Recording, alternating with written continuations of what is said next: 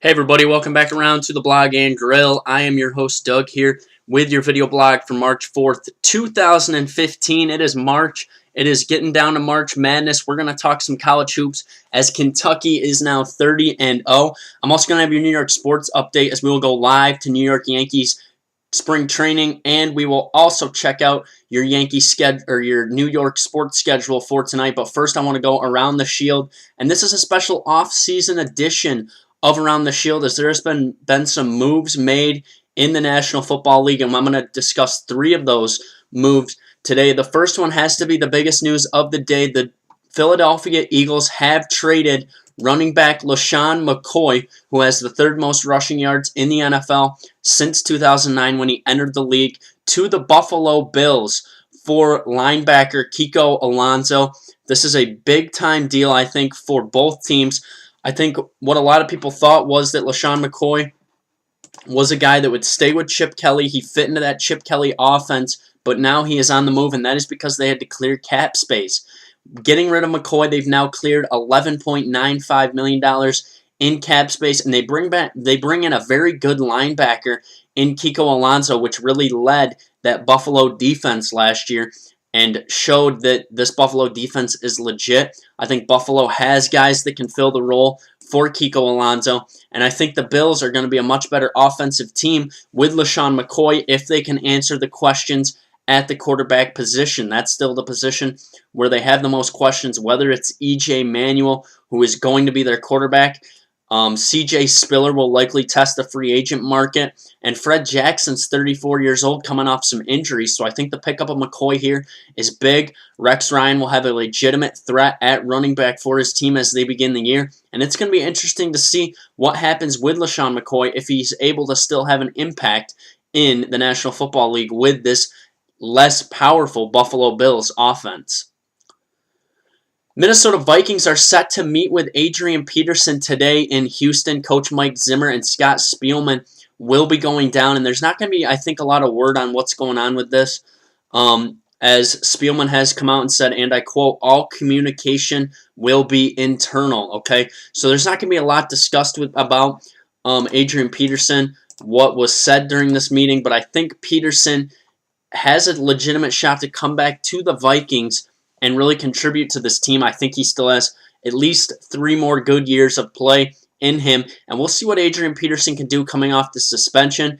If the suspension overturn is upheld, as that's being appealed right now by the NFL, we'll see what happens with that. But the Vikings are going to meet with Adrian Peterson and try to mend up this relationship with him as they get ready for OTAs, and they need to know what they need to do in the NFL draft.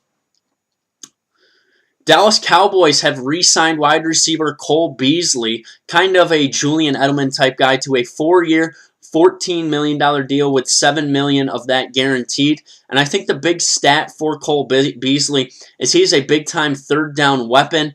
Last year he caught 79.4% of the third down targets, which is a very high percentage. It's top 5 in the NFL. And Cole Beasley, kind of a shifty slot receiver kind of guy who can make some moves, make some guys miss. I think it's a good pickup for them.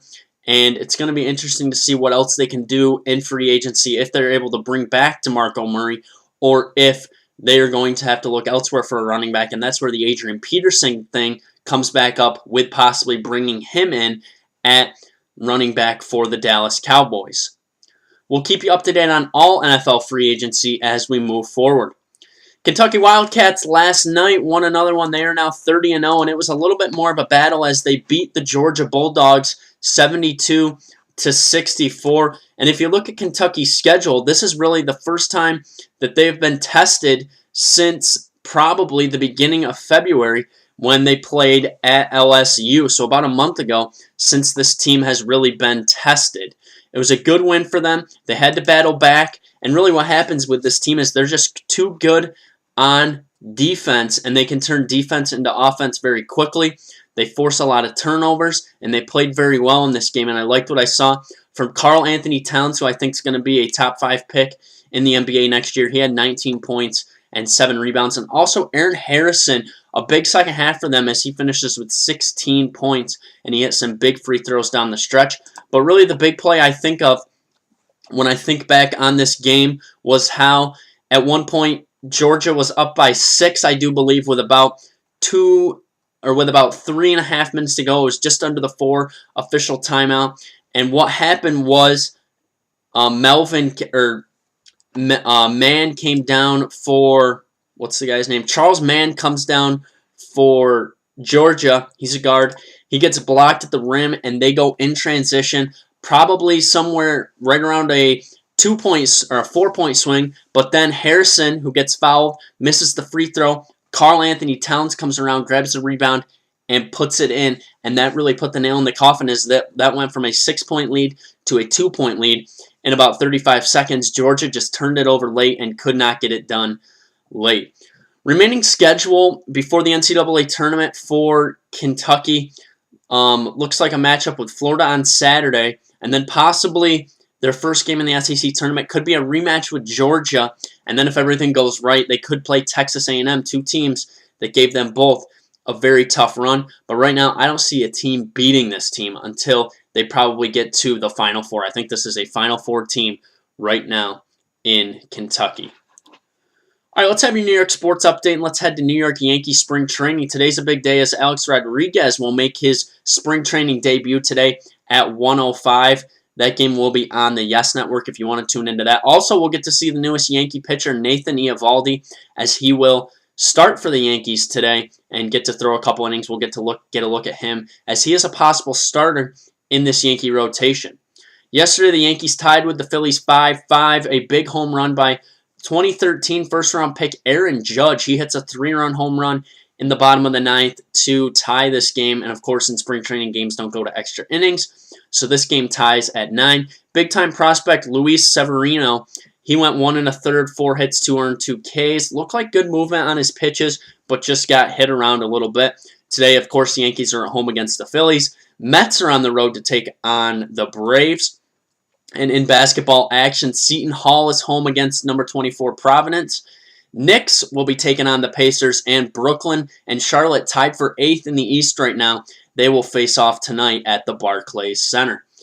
I will be back on likely Saturday with another blog for you, as I'm going to be talking some more NFL. I will be also talking about some college basketball and some NBA, and we'll get you ready for NASCAR as well.